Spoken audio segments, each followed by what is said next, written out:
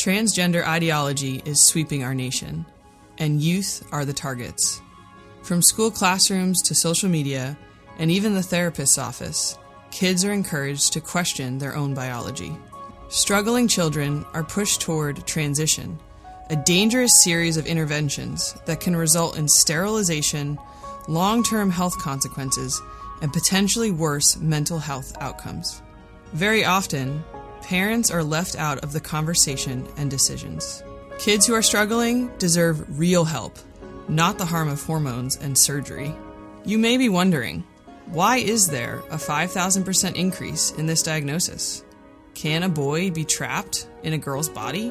Is our sex assigned to us at birth? Can modern medicine reassign sex? What is the most loving response to a person experiencing a conflicted sense of gender? What role should government and schools play? This is the next great cultural and spiritual battle, and it's up to us to fight for truth and the protection of our children.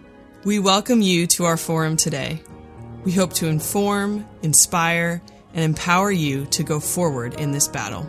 St. Peter Respect Life Committee presents Clarity in a Confused World, a forum on the transgender phenomenon influencing our culture.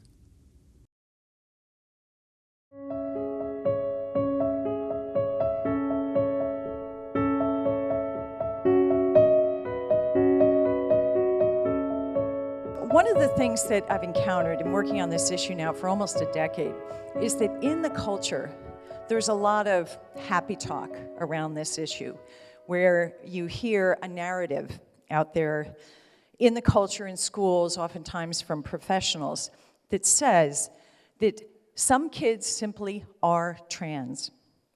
And if we can just allow them the space and the freedom to come out and be who they are, and affirm them, validate them, and give them the support in living as they choose to live, then basically they live happily ever after. It's not quite so simple. It matters that we as a culture get it right about who we are, because so much flows from that, and I'll talk more about that. But the second reason is that going down this medicalized path, this path of asserting an identity that's at odds with your body, causes real life harm.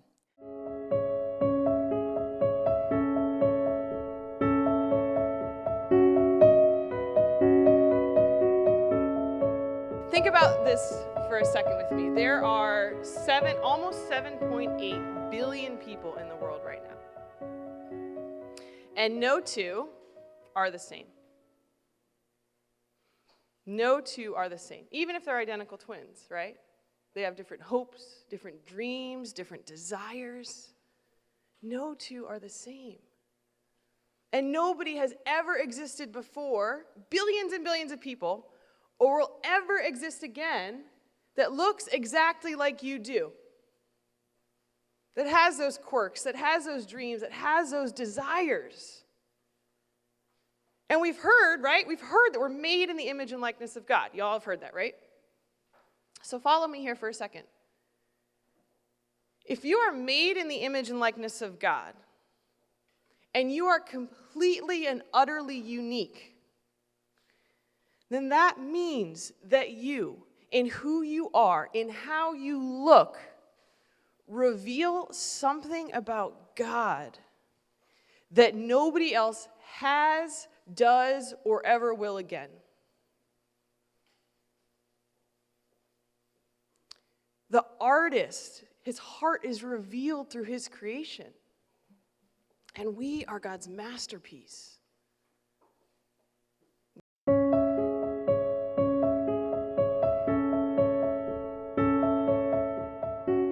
Because if it's not love for the reason that we're being here, really, it would be better that we're not here.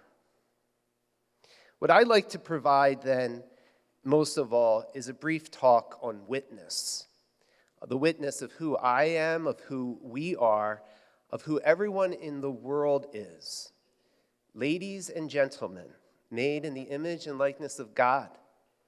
Not labels or gender bearers, not projects, but persons. Created, loved, and willed by God. And that, my friends, is the good news.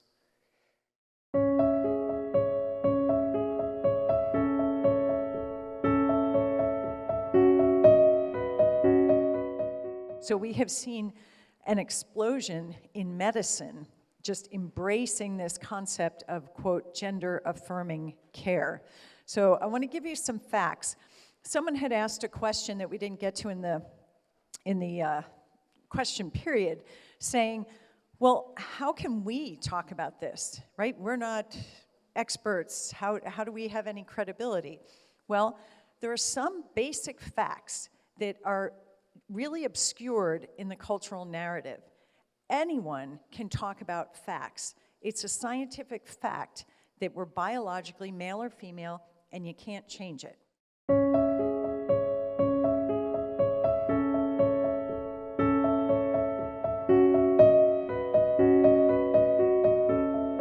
I've been asked to come up and present a little bit on sort of the pragmatic side of things. So things are bad. There's atrocities happening. Terrible things are going on. How do we, as parents, as grandparents, as teachers, as adults of conscience, how do we help our kids?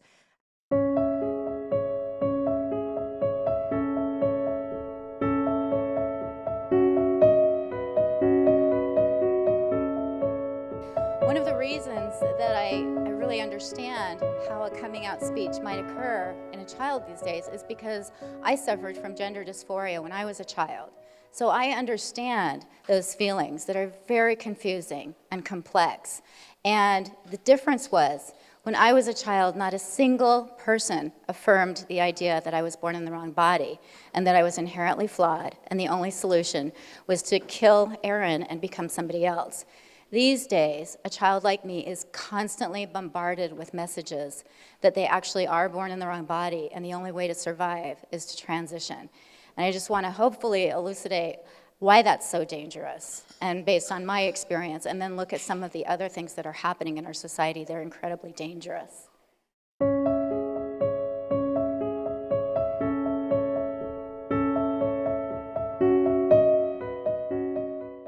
So we're gonna talk a little bit about things like counseling bans. We're gonna talk a little bit about the privacy issue, a little bit about pronouns, curriculum, library books, the ideological coercion that's happening in schools.